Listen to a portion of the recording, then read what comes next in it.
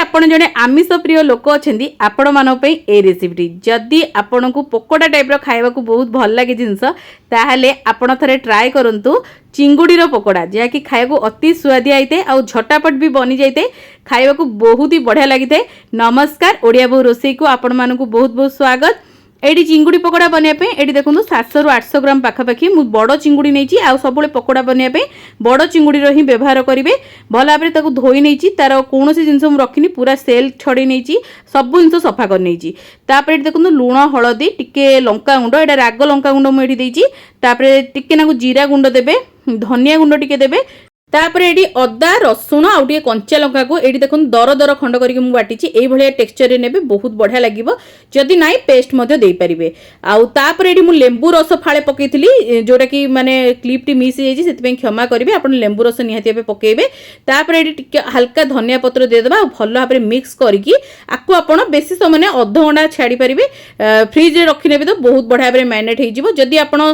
संध्या बेले खाया चाहूँगी आप सकाळु मैरिनेट करके फ्रिज रे रखिपारे जिते टाइम आपन देबे मैरिनेशन पे जिते बढ़िया बनिबो आ जदि समय ने डायरेक्ट भी मध्य आपन एमती गोळेगी बनै पारिबे। आ देखो एटी भल भाबरे मु सब जिंस को मिसई देइची एबे आको मु गोटे घंटा पई रखी नेबी आ तापर बनेबी मो पाखे समय थिला तेनु करी मु गोटे घंटा पई छाडी दउची एटी आपन जदि जल्दी बनाउथिबो ताले आपन सेही हिसाब रे आपन भी बनै पारिबे किछि असुविधा नाही। तो एटी देखोनु तापर मु देखौची गोटे घंटा पर केते बढ़िया भाव रे हमरो मैरिनेशन हे जाईची। तापर एटी देखोनु बेसन नेइची 2 स्पून आउ एठी चाउल गुंड नेइची गोटे बड़ स्पून आपन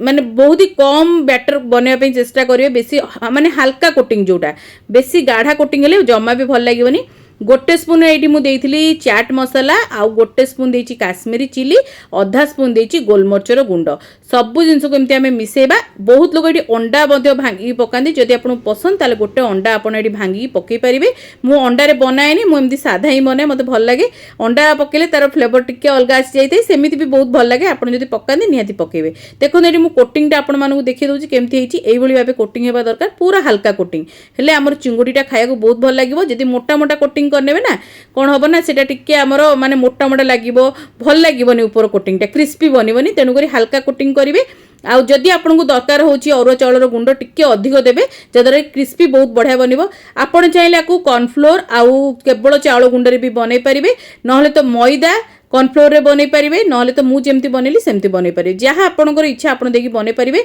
किंतु जदि आपण क्रिस्पी बनेया को चाहूछन ताले चाउल गुंडर परिमाण टिके अधिक बढ़े देबे जदरे क्रिस्पी बनिबो कारण जेहेतु चिंगुड़ी एटा पानी छाड़ी थाए छाणला बेले तेणुक जदि आप केवल बेसी बेसन बेसन करदे ताले सेटा सॉफ्ट हो किंतु मु जो ऊपर आपको बतईची ए ऊपर जदि आप करछन्ती आपनकर देखिबे चिंगुड़ीटा भी सॉफ्ट रहबो ऊपरटा भी बहुत ही क्रिस्पी बनिबो खाया बढ़िया लगिबो। तो ये देखो चिंगुड़ीर गोटे बैच पूरा रेडी होईची आकु मु मीडियम फ्लेम रे प्रथमरु पूरा शेष जाए छाणी आ कोटिंग देखो केते बढ़िया आछि पूरा हल्का कोटिंग आछि खाया बहुत बढ़िया लगिबो। आ जदि आपण माने केबे भी चिंगुड़ीर पकोड़ा रेडी करनांती थरे बनांतु देखिबे बहुत पसंद आसीबो आ दिने अधे तो बनेकी खाई परिबे। जड़े भाई मोर गोटे चिंगुड़ी वीडियो कहते जे आप एत चिंगुड़ी देखुं कि चिंगुड़ी रेट अधिक आम खाई पारुनु आउ गरीब लोक मैंने भी खाई पारना तो एत चिंगुड़ी वीडियो देखा ना देखो मु मानुची आप जोड़ा कहते ठीक चिंगुड़ी रेट प्रकृत में एक्चुअली बहुत अधिक कि दिन अदे आप चिंगुड़ी आनिकी एमती बनै खाई पारे कि मोर अन्य सब जो रेसिपी मुझे सेयार करछि जेबे भी आप चिंगुड़ी आणुचंदी सेबे आप बनै खाई पारे सबुदिन किए कहूँ बनै खाइबा।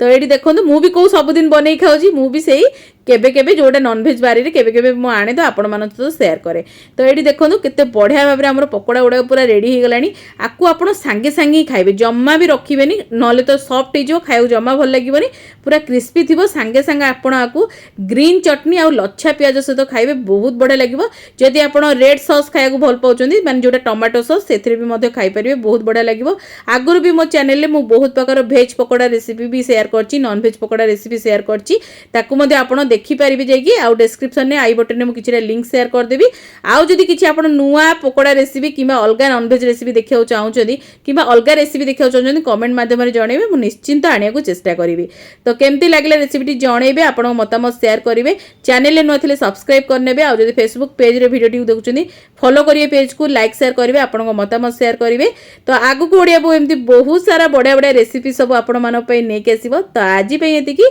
Bye bye.